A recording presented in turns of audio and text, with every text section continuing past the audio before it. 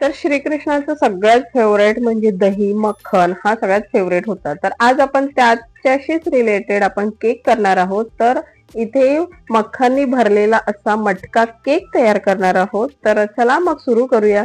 मी सविता माझ्या चॅनलवर तुमचं मनापासून स्वागत करीत आहे. तर इथे मी अर्धा किलोचा चॉकलेट फ्लेवरचा केक बेक करून घेतलेला आहे आणि त्याला छान सेट करून घेतला. त्यानंतर त्याची मी मटका शेप मध्ये कटिंग करून घेतली की त्याच्या साईड थोड्या आपण कट करून घेतलेल्या आहे, जेणेकरून आपल्याला मटका शेप देताना इझी जाणार. आणि त्यानंतर मी इथे आईस्क्रीम लावून घेतलेली आहे आणि आता आपण त्याची फायनल आयसिंग करून घेणार आहोत. तर आयसिंग करत असताना मी इथे जो आपला सॉफ्टवाला स्क्रॅपर असतो, पत्ते वगैरे त्याच्या साहाय्याने याला असा शेप द्यायचा आहे. तर हा केक बनवण्यासाठी आपल्याला जो बेस आपण करतो तर तो बेस छान सेट झालेला पाहिजे, तेव्हाच तुम्ही त्याचे छान असे कटिंग करू शकता. आणि माझा हा पण फर्स्ट अटेम्प्ट आहे मटका केक करण्याचा. तर कसा वाटला तो मला नक्की कमेंट्स करून सांगा आणि चॅनलवर नवीन असाल तर प्लीज सबस्क्राईब करा.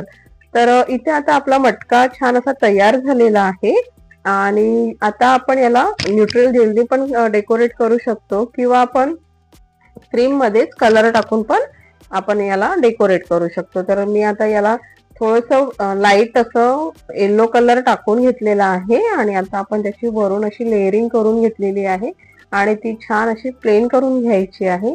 तर आणि जर हवं तर तुम्ही पूर्ण पण करू शकता. तर मी वरती थोडंसं व्हाईटच कॉन्ट्रास्ट मध्ये ठेवत आहे आणि त्यावर आता जे न्यूट्रल जेल मध्ये मी कलर टाकलेला आहे, ग्रीन आणि रेडचं थोडंसं ब्लॅकिश कलर झालेला आहे. तर त्या कलरने मी आता याला डेकोरेट करून घेते. त्यानंतर न्यूट्रल जेल मध्येच मी रेड कलर पण टाकलेला आहे आणि तो माझ्याकडे अवेलेबल पण होता. तर मी रेड कलरचं पण इथे डेकोरेशन करून घेत आहे आणि ग्रीनचं पण थोडंसं डेकोरेशन मी इथे करून घेतलेलं आहे. तर तुम्हाला हवे त्या पद्धतीचे तुम्ही इथे डिझाईन काढू शकता. तर फक्त त्यासाठी वरची क्रीम पण तुम्हाला छान सेट होऊ द्यायची आहे. मी इथे सेट नाही होऊ दिलेली आहे, त्यामुळे तुम्ही बघू शकता थोडंसं असं ते जेल स्प्रेड होत आहे. जर क्रीम छान सेट झाली तर आपण जे न्यूट्रल जेलचं वर्क करतो ते छान होते. तर या गोष्टी आपण केक बनवताना लक्षात ठेवायचं आहे. आणि त्यानंतर मी खाली जे माझ्याकडे उरलेली पिंक कलरची क्रीम होती, त्याच क्रीमच्या साह्याने मी खाली नोझल वर्क पण केलेला आहे आणि वरती मी व्हाईट क्रीमचे थोडेसे असे डॉट डॉट दिलेले आहे आणि वरती मोरपंख लावलेला आहे. तर आपला इथे फायनली लुक केकचा तयार आहे.